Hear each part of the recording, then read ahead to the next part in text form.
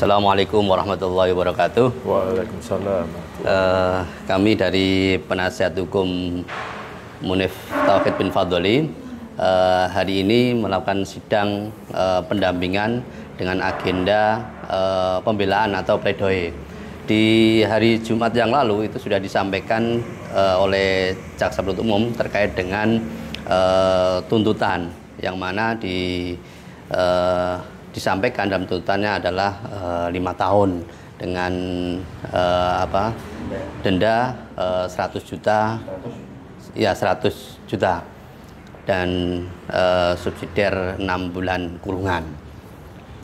Hari ini kami selaku penasihat hukum diberikan kesempatan untuk menyampaikan pembelaannya berdasarkan fakta-fakta di persidangan dan dakwaan yang disampaikan oleh jaksa, bahwa jaksa menurut terdakwa Munif Tauhid ini dengan dakwaan pasal 10 Undang-Undang Tipikor, pasal 10 huruf A.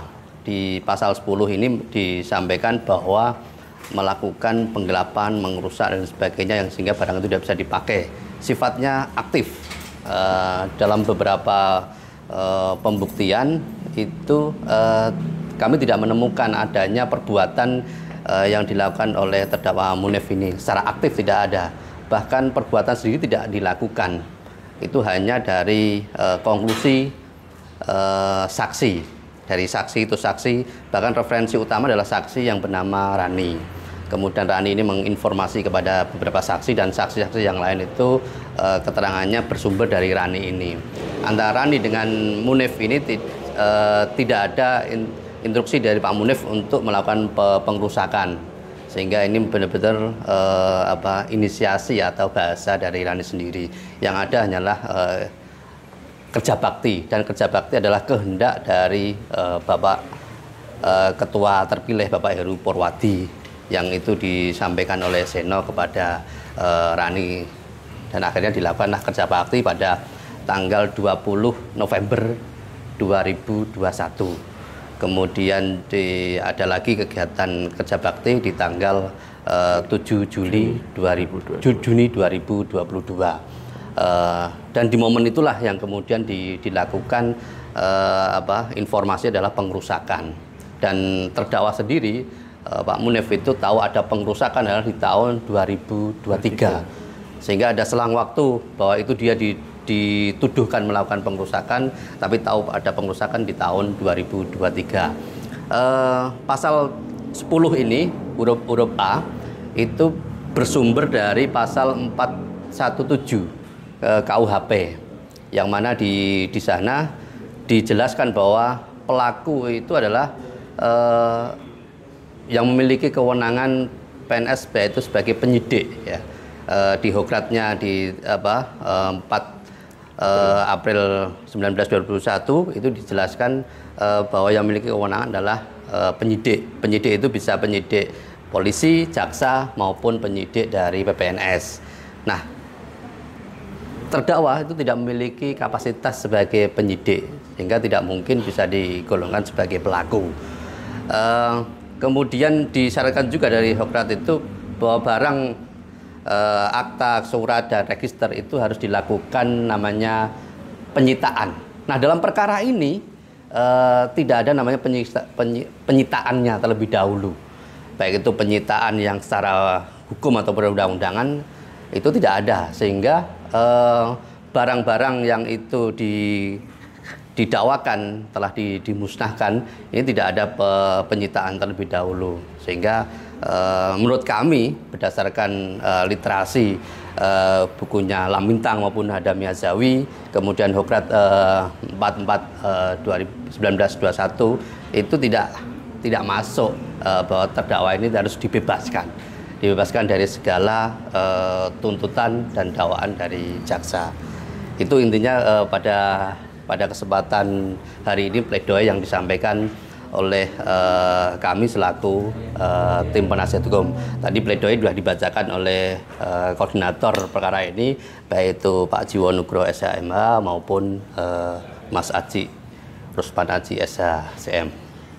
Monggo kalau dari teman ada yang mau disampaikan tambahannya. Ya, saya hanya menambahkan sedikit ya. Jadi selain mengacu pada konstruksi yurisnya, yang mana tadi sudah dipaparkan oleh rekan kami Pak Agus, bahwa penerapan pasal 10 huruf A Undang-Undang Tipikor itu tidaklah tepat. Jadi sifatnya membabi buta, ugal-ugalan.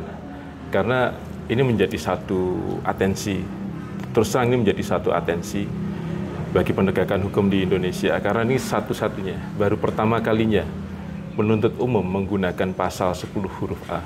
Dan ini semua kita akan melihat bagaimana hakim akan memeriksa, memberikan pertimbangan, nanti juga memberikan putusan.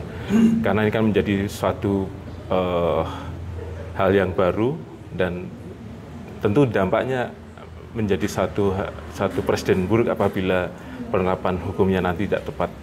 Jadi mari kita sama-sama mengawal proses ini agar ini tidak menjadi satu kriminalisasi. Cukuplah di sini saja terhadap klien kami Ustadz Munif Tauhid, tidak dengan yang lainnya. Cukup aja di sini. Dan yang kedua, mengacu pada fakta hukum yang terungkap di persidangan, dari 8 orang yang menuduhkan bahwa Ustadz Munif yang memberikan instruksi atau memberikan secara langsung memusnahkan dokumen, itulah tidak benar. Karena fakta terungkap dari 7 kecuali Rani menyatakan bahwa tidak pernah mendengar instruksi maupun perintah secara langsung dari Ustadz Munif. Tidak lain, mereka hanya mengetahui itu dari cerita saudari Rani. Tidak ada saksi satupun yang mengetahui bagaimana riwayat percakapan, konten komunikasinya di antara klien kami, Munif Tauhid, dengan Rani. Sehingga kami pastikan keterangan Rani itu testimoni di auditu. Termasuk juga 7 orang lainnya yang sempat membuat pernyataan yang menerangkan tuduhan terhadap klien kami. Semuanya harus dikesampingkan karena mereka tidak mendengar secara langsung, tidak melihat, juga tidak mengalami kesaksian itu sendiri. Kurang lebih seperti itu.